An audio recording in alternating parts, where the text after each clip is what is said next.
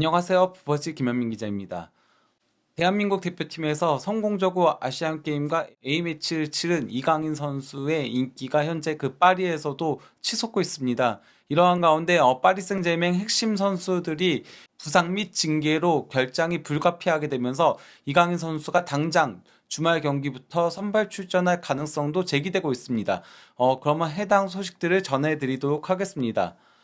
먼저 그 압둘라 불마라는 기자, 그 RTL 스포츠라고 이거는 이제 그 프랑스의 스포츠 방송인 거거든요. 그리고 또 이제 피파에서도 일을 하고 있고 샬리에 두 풋볼 그리고 스포르 같은 매체들에서 일하고 있는 압델라 불마 기자가 마요르카에서 2200만 유로에 이적한 이래로 큰 인기를 얻은 이강인은 현재 유니폼을 가장 많이 판매한 파리 선수이다 라고 하면서 음바페보다도 약간 앞서 있다라고 한 겁니다. 안 그래도 그 이강인 선수가 일본 투어 당시에도 파리 선수들 중에서 이제 가장 많은 유니폼을 판매한 걸로 화제가 됐었거든요. 근데 현재도 뭐 그가 음바페 선수보다 더 많이 팔 정도로 현재 그 파리에서 가장 많은 인기를 구가하고 있다라고 할 수 있겠습니다. 그래서 그런지 그 리그왕 공식 SNS에서도 이강인 선수 관련한 소식들을 계속 지속적으로 업데이트를 하고 있습니다. 사실 그러니까 이강인 선수가 9월 19일에 이제 부상에서 복귀하고 나서 한동안 이제 이강인 선수 관련한 포스트가 없었거든요. 근데 이제 그 아시안 게임 결승전에 갔을 때 10월 4일에 이제 이강인이 아시안 게임 결승전에 올라갔다. 이렇게 이제 SNS 포스트를 올린 거고요.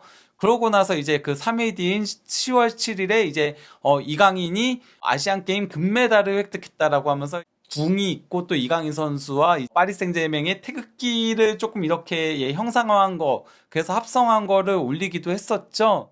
곧바로 하루 뒤인 10월 8일에는 이강인 금메달 이렇게 해가지고 이강인 선수가 이제 경기장에 입장하는 장면과 선수들과 함께 이제 기뻐하는 그런 장면이 올라와 있었고요. 그러고 이제 또다시 하루 뒤에 이강인 선수가 이제 본인의 인스타 스토리에다가 이렇게 금메달 들고 있는 거 그거를 이제 또 올리면서 이강인과 대한민국이 이제 챔피언이 됐다 이렇게 올린 겁니다. 또 여기에 더해 그 10월 13일 튀니지전이었죠. 이때 그 이강인 선수가 멀티골을 넣었는데 이강인 얼마나 멋진 선수인가 이런 식으로 이제 포스트를 올렸고, 그러고 이제 그 10월 17일에 그 PSG 복귀를 앞두고 이강인이 날카로워 보인다 이렇게 올린 겁니다. 10월 17일은 바로 이제 베트남하고의 경기가 있었거든요. 그때 이제 이강인 선수가 1골 1도움을 올렸기 때문에 이렇게 포스트를 올린 거라고 할 수 있겠는데요. 제가 지금 영상을 찍는 시점에서 18시간 전에 올라온 리강 그 공식 SNS에서는 뜨거운 이강인 리그원에 돌아왔다. 이렇게 올린 겁니다. 그 정도로 현재 그 단순히 이제 그 파리 생제맹을 넘어서 프랑스 리그왕 전체가 이제 이강인 선수의 활약상을 주목하고 있다. 이강인 선수의 그 인기를 실감하고 있다라고 할 수 있겠는데요. 이런 가운데 그 르 파리지앵, 파리 일간지죠. 여기서도 이제 이강인 선수가 한국 대표팀에서 튀니지 상대로 멀티골을 올린 소식을 전했습니다. 그러면서 이제 이강인 선수가 파리를 떠난 이래로 가장 인상적인 활약을 펼쳤다. 이렇게 기사를 올린 바가 있었는데요. 품 메르카토에서도 18일자 기사로 파리 생제맹 이강인의 인상적인 복귀라는 기사를 올렸습니다. 해당 기사 그 내용을 보면요. 지난 한 달 넘게 파리 생제맹을 떠난 이강인은 태극전사들과의 경기에서 한국과 함께 최고의 성적을 거뒀다. 이는 파리 생제맹에게도 좋은 징조이다. 파리에 도착한 이강인은 좋은 컨디션을 유지하고 있다. 게다가 파리 생제맹에서의 데뷔는 만족 그 이상이었고 많은 파리 팬들을 기쁘게 했다. 그럼 사실 그 파리 생제맹의 데뷔전이라던가 그러고 나서 이제 부상이 계속 이어졌잖아요. 그래서 이제 그 한국 축구 팬들 입장에서는 아쉽다 이런 생각이 있긴 하지만은 정작 그 파리에서는 그래도 이강인 선수가 짧게나마 보여줬던 그런 인상 깊은 모습들 때문에 많은 파리 팬들이 기뻐했다라고 그렇게 평가를 하고 있는 겁니다. 그러면서 이제 그 마요르카에서 저렴한 가격 2,200만 유로에 영입된 한국의 다이너마이트, 이강인 선수를 다이너마이트라고 표현한 거는 제가 처음 보는 것 같긴 한데요. 어쨌건 간에 이거는 이강인 선수에 대한 표현인 거죠. 그래서 그 한국의 다이너마이트는 루이스 엔리케이 선수단 내에서 호화로운 선수들이 대체자로서의 역할을 완벽하게 수행했다. 하지만 9월 중순부터 아시안게임에 참가하기 위해 해가 뜨는 나라로 돌아가야 했다. 여기서 해가 뜨는 나라는 바로 이제 한국을 얘기하는 거죠. 물론 뭐 경기는 중국에서 열렸지만요. 그러면서 비록 약간의 부상 문제로 그는 아시안게임 시작부터 함께 할 수는 없었지만 뒤늦게 선발로 합류할 수 있었다. 아시안게임에서 5경기 중 3경기에 선발로 출전한 그는 일본과의 결승전 우승과 함께 대관식에 올랐음에도 개인적인 차원에서 진정한 성공을 거두지 못했다. 아시안게임에서는 몸도 무거워 보였고 또 이제 그 아시안게임 선수들과는 발을 맞추지 못했다 보니까 호흡적인 부분에서 다소 아쉬운 모습을 보여줬었죠. 거기에 대한 평가라고 할 수 있겠습니다. 그러면서 이제 그 아시안게임 대서사시 이후 이강인은 지난 10월 튀니지와 베트남으로 이어지는 대한민국 대표팀 A매치에 선발로 나서야 했다. 쉬지 않고 곧바로 이제 성인 대표팀까지 합류한 거에 대한 얘기를 전달한 건데요. 그러면서 이제 그 소세목으로 10월 A매치 기간 동안 3골 1도움 이렇게 올린 건데요. 내용을 보면요. 그리고 성인 대표팀에 합류한 시점이 바로 이강인이 빛을 발한 순간이다. 튀니지를 상대로 공격형 미드필더로 선발 출전한 그는 빛을 발하며 이 골을 기록했다. 4대0 승리 이렇게 했고요. 또 이제 인천 출신의 이강인은 이어진 화요일 베트남전에서도 계속해서 선발로 나설 수 있었다. 이강인은 아시아의 이웃 국가를 마주하면서 4-4-2의 오른쪽 측면에서 창의적인 플레이를 펼쳤고 이는 클린스만 선수들에게 효과가 있음을 증명했다. 6대0 대승으로 끝난 베트남전에서 이강인은 경기 막판 1골을 넣었고 도움도 기록했다. 그는 2번의 평가전에서 눈부신 활약으로 한국의 평화로운 미래를 보장했다는 건 의심의 여지가 없다. 이강인이 미래다라는 소리인 겁니다. 또한 그의 복귀는 파리 생제르맹에게 많은 도움이 될 수 있다라고 한 건데요. 르디 스포르에서도 이강인 복귀, 엘리케 감독의 머리를 복잡하게 할 것이라고 기사가 올라온 게 있었는데요. 이강인 선수가 현재 그 좋은 폼을 보이면서 대한민국에서 승리를 이끌었기 때문에 그 상태에서 파리 생제르맹으로 복귀하기 때문에 엘리케 감독에게 어떤 공격 자원을 쓸지 고민거리를 안겨줄 수 있을 것이다 라고 얘기를 한 겁니다. 그러면서 당장 이강인을 선발로 투입해야 될지 이걸 결정해야 한다라고 한 건데요. 근데 사실 이는 고민이라고 할 수 없죠. 왜냐면 파리 생제르맹이 현재 그렇게 성적이 좋지 못한 상태인데다가 파리 생제르맹이 미드필더 쪽에 쓸 수 있는 자원도 그렇게 많진 않거든요. 현재까지 엘리키에 감독이 중용하고 있는 미드필더라고는 우가르테, 비티냐, 그리고 자일 에메리 이렇게 3명밖에 없습니다. 파비안 루이스나 솔레르는 약간 좀 루이스 엘리케 감독이 최근 들어서는 배제하고 있는 모양새거든요. 그러다 보니까 이제 이강인 선수까지 원래 4-3-3을 주로 쓰잖아요. 그러면 이강인 선수가 그 세 자리를 놓고 경쟁하는 4명의 선수 중에 한 명이니까 이거는 사실상 뭐 설령 벤치에 앉더라도 첫 번째 교체 카드나 마찬가지인 거거든요. 거기다가 뭐 누가 부상으로 빠지게 되면 바로 나오게 되는 거고요. 거기다가 이강인 선수는 측면까지도 커버를 할 수 있다 보니까 측면 공격수도 활용될 수 있는데요. 그래서 그런지 여기서도 이렇게 표현했죠. 다만 이는 엘리케 감독에게 새로운 무기가 생겼다고 볼 수 있다. 즉 고민이라기보다는 도리어 하나의 무기가 더 추가된 거나 마찬가지라고 할 수 있겠습니다. 실제 그 파리 생제르맹은 이번 시즌 초반 엘리케 감독 체제에서 흔들리고 있습니다. 첫 2경기에서 무승부에 그치면서 불안한 출발을 알렸었죠. 특히 이제 로리앙하고 툴루즈는 전부 다 지난 시즌 성적이 좋지 못했던 팀들이었습니다. 그럼에도 부진한 출발을 알렸다라고 할 수 있습니다. 이후 2연승을 기록하긴 했지만은 다시 니스하고의 경기에서 2대3으로 패했었고 이때는 이제 이강인 선수가 부상으로 빠져있는 상황이었죠. 그러고 나서 이제 도르트문트하고의 챔피언스 리그에서 2대0으로 승리를 거뒀으나 이강인 선수가 아시안게임에 참여한 기간 동안 4경기에서 2승 1무 1패에 그쳤습니다. 특히 최근 3경기에서는 1승 1무 1패였는데요. 클레르몽하고의 원정 경기에서 0대0 무승부에 그친 건 굉장히 실망스러운 결과였다고 할 수 있는 데다가 무엇보다도 뉴캐슬과의 챔피언스 리그에서 1대4 대패를 당하면서 현재 그 파리 생제르맹은 안 그래도 죽음의 조에 속해 있는데 챔피언스 리그 16강을 장담할 수 없는 위치에 놓였다라고 할 수 있죠. 그리고 파리 생제르맹의 리그왕 성적만 놓고 보더라도 4승 3무 1패 승점 15점으로 3위에 그치고 있습니다. 이러한 가운데 그 파리 생제르맹은 덴벨레와 무아니, 하키미 그리고 퀴르자와가 마르세유전이 끝나고 나서 이제 마르세유를 모욕하는 그런 구호를 외친 게 영상이 찍혔어요. 약간 조금 게이다 이런 식으로 이제 놀리는 그런 구호를 외친 건데요. 이게 영상에 찍히면서 그러면서 한 경기 출전 정지 처분을 받았습니다. 이로 인해 이 4명의 선수는 스트라스부르전에 결장한다라고 할 수 있죠. 그나마 키르자와는 뭐 거의 나오지 않는 선수라고 하더라도 무안이, 덴벨레, 하키미는 전부 주전급 선수다 보니까 이들의 공백은 상당히 크다라고 할 수 있겠습니다. 여기에 더해 그 아센시오도 훈련에 합류하긴 했지만은 아직 그래도 발부상이 완전히 낫지 않았고 누누 멘데스도 여전히 부상 중에 있습니다.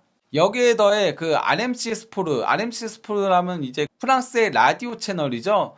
여기서 이제 그 파리를 전담으로 맡고 있는 파브리스 호킨스 기자가 자이레 에메리마저도 이번 주 목요일에 훈련을 하지 않았다. 수요일부터 이미 훈련에 빠지고 있고 발목에 불편함을 느끼고 있다. 현재 상황을 놓고 보면은 자이레 에메리가 스트라스부르스전에 휴식을 취하고 다음 주 수요일에 있을 AC 밀란과의 챔피언스리그 복귀를 노리고 있다라고 했습니다. 파리 생제르맹 같은 경우는 우가르테와 마르키뉴스 그리고 이강인이 아시아와 이제 남미에서 A매치를 치르고 뒤늦게 합류한 상태거든요. 그러다 보니까 이제 쓸 수 있는 자원 자체가 굉장히 제한적이라고 할 수 있겠습니다. 이런 상태에서 그 파리 생제르맹의 스트라스부르전 선발 라인업을 예상을 해본다면요. 일단 뭐 최전방 공격수는 하무스의 선택지가 없습니다.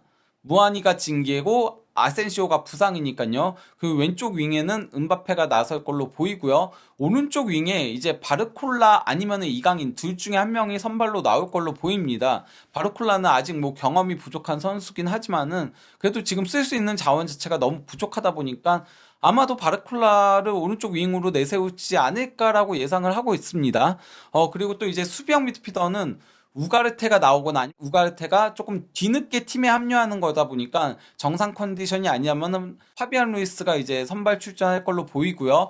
또 이제 비티냐의 중앙 미드필더 파트너로는 이강인 혹은 솔레르가 나서겠죠. 이강인이 정상 컨디션이라면 이강인을 비티냐의 파트너로 내세울 가능성이 높지 않나 저는 개인적으로 그렇게 생각을 하고 있습니다. 반면 이제 이강인 선수가 한국에서 이제 장거리 비행을 하다 보니까 정상 컨디션이 아니라면은 솔레르나 파비안 루이스가 이제 저 자리를 설 수 있겠죠. 그리고 좌우 풀백은 리카 에르난데스와 무키엘레 이렇게 나올 수밖에 없는 거고요. 또 이제 중앙 수비수는 슈크리니아르의 파트너로 다닐로 아니면은 이제 마르키뉴스가 나오겠죠. 그리고 또 이제 마르키뉴스가 선발 출전이 가능하다면은 다닐로가 수비형 미드필더로 전진 배치될 가능성도 배제할 수 없습니다. 그러면 이번에는 스트라스부르의 상황을 조금 살펴보도록 하겠습니다. 스트라스부르는 이제 비에이라 신임 감독 체제에서 이번 시즌을 맞이하고 있는데요. 그러면서 이제 어린 선수들을 상당히 많이 영입했어요. 특히 이제 첼시 유망주들을 임대로 데려오기도 하고 했는데 아직까지는 그 효과를 발휘하지 못하고 있습니다. 그러면서 리그에서는 3승 1무 4패 11위로 처진 상태고요. 무엇보다도 전술이 매 경기마다 바뀌고 있다시피 해요. 그러니까 뭐 첫 2경기에서는 3-5-2 포메이션을 썼는데 모나코전에서 0대3 대패를 당하니까 그 다음에 이제 그 3-4-3을 썼고 툴루즈전에는 승리를 거뒀으나 또 이제 니스전에서 0대2로 패하니까 그러고 나서 4-2-3-1로 갔습니다. 근데 또 2대2 무승부에 그치니까 4-3-3을 썼고 그러면서 매츠한테 1대0으로 승리 거뒀는데 곧바로 랑스한테 0대1로 패하니까 또 낭치전에는 3-4-3을 들고 나왔는데 여기서 1대2로 패했습니다. 그러면서 이제 연패를 기록했는데 비에이라 감독이 이렇듯 뭐 패하거나 승리하지 못하면은 계속 전술을 바꾸고 있어요. 그러다 보니까 과연 이번 그 파리 생제르맹 전에는 어떻게 또 포메이션을 구동할지 예측 불가능이라고 할 수 있겠습니다. 그러면 이번에는 양 팀의 맞대결 전적을 살펴보도록 하겠습니다. 리그왕 맞대결 전적인데요. 파리 생제르맹이 스트라스부르 상대로 33승 19무 11패로 크게 우위를 점하고 있죠. 게다가 2017년 12월 2일 1대2 스트라스부르 원정에서 패한 이래로 10경기에서 6승 3무 무패 행진을 이어오고 있습니다. 더 놀라운 건요. 파리 생제르맹이 스트라스부르 상대로 홈에서는 32경기 무패라는 데에 있습니다. 단 한 번도 진 적이 없습니다. 25승 7무인 건데요. 최근 4연승 포함 13경기에서 12승 1무 무패 행진을 이어오고 있습니다. 거의 뭐 압도하고 있다라고 할 수 있겠죠. 게다가 이제 파트릭 비에이라 감독 역시도 파리 생제르맹 상대로 1무 3패로 단 1승도 거두지 못하고 있습니다. 그러니까 니스 감독을 수행한 바가 있었거든요.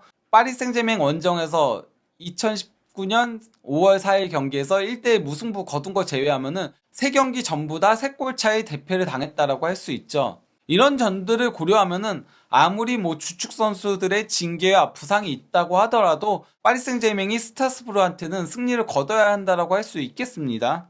마지막으로 파리 생제르맹의 향후 일정을 살펴보도록 하겠습니다. 스트라스부르전이 끝나고 나서 이제 밀란과의 매우 중요한 챔피언스리그 조별리그 홈 경기 3차전이 있을 예정이죠. 지난 2차전에서 뉴캐슬에게 1대4 대패를 당했기 때문에 이번 경기까지 만약에 패하게 된다면은 16강 진출을 장담할 수 없게 됩니다. 그러고 나서 이제 그 브레스트 원정 경기를 떠나는데요. 브레스트 현재 그 리그앙에서 4위라는 호성적을 올리고 있습니다. 즉 쉽지 않은 연전이 이어진다라고 할 수 있겠죠. 그러고 나서 그 다음 경기는 그래도 다소 수월하다라고 할 수 있겠습니다. 몽펠리에가 현재 그 12위고 거기다가 이제 그 파리 생제르맹 홈 경기니까 챔피언스 리그를 대비해서 이때는 조금 로테이션을 돌리지 않을까 싶고요. 그러고 나서 다시 이제 밀란 원정을 떠나야 합니다. 그러고 이제 스타드 랭스 여기가 이제 그 현재 리그앙 5위고요. 모나코는 현재 그 리그앙 1위를 달리고 있죠. 2차전에서 파리 생제르맹에게 굴욕을 안긴 뉴캐슬과의 챔피언스 리그 5차전 홈 경기가 있습니다. 즉 파리 생제르맹 입장에서는 밀란, 스타드 랭스, 모나코 그리고 뉴캐슬로 이어지는 이 4연전이 말 그대로 죽음의 4연전이 된다라고 할 수 있겠습니다. 이때가 이제 이강인 선수도 상당히 중요한 역할을 수행할 걸로 보이고요. 그러고 나서 이제 르 아브로 13위 그리고 또 이제 낭츠 9위를 거쳐서 도르트문트와의 챔피언스리그 조별리그 최종전 원정 경기가 있을 예정입니다. 어쨌건 그 파리 생제르맹이 챔피언스리그와 프랑스 리그앙에서 초반에 너무 좋지 않은 모습을 보였다 보니까 앞으로의 일정 관리가 상당히 까다롭다라고 할 수 있겠는데요. 한 달 이상을 파리 생제르맹에 떠나 있었던 이강인 선수가 팀에서 얼마나 중요한 역할을 수행할 수 있을지 한준TV에서 파리 생제르맹 경기들이 끝나면 앞으로도 분석 영상들을 올리도록 하겠습니다.